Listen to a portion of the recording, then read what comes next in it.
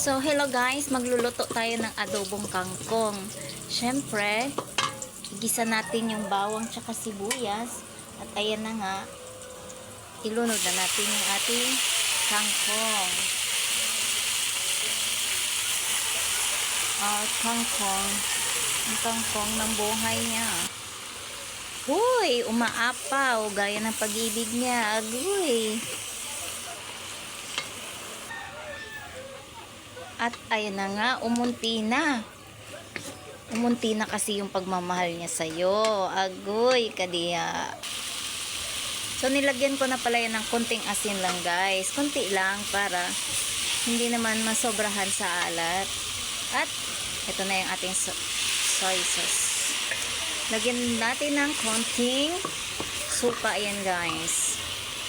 At ayun na, timplahan na. Okay na.